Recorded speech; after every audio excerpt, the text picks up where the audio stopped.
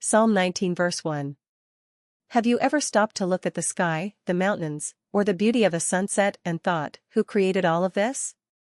Psalm 19 verse 1 answers that question with this powerful statement: the heavens declare the glory of God, the skies proclaim the work of his hands. These simple yet profound words remind us that creation itself is a testimony to the majesty of God. Today, we're going to dive into the meaning, history, and practical application of this verse and discover how it calls us to see God's glory in the world around us.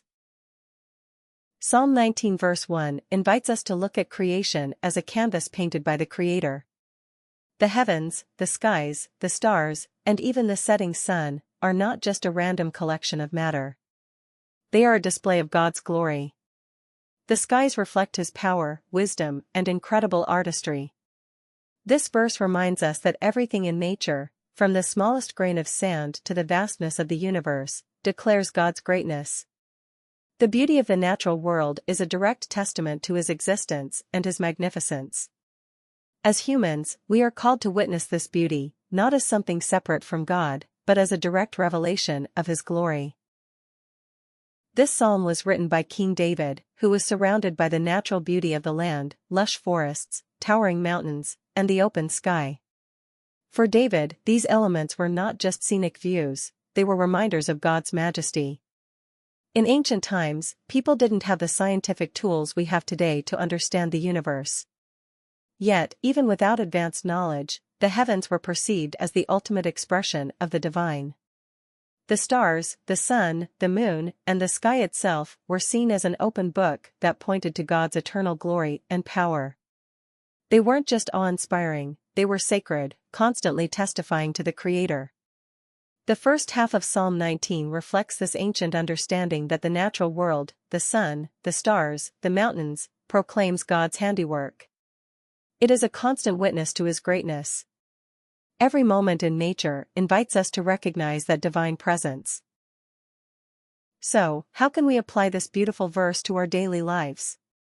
Pause and observe. In our busy lives, we often miss the beauty around us. Whether it's a walk through the park or simply gazing at the sky, take a moment to notice what's around you. Let the beauty you see slow you down.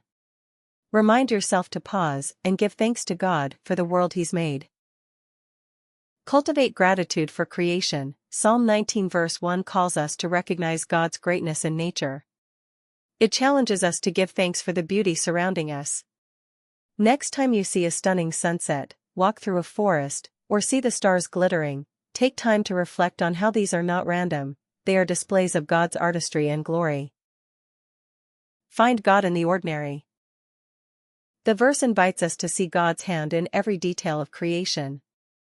Whether it's the rustling of leaves, the sound of birds singing, or the warmth of the sun, these are all reminders that God is present in the world around us.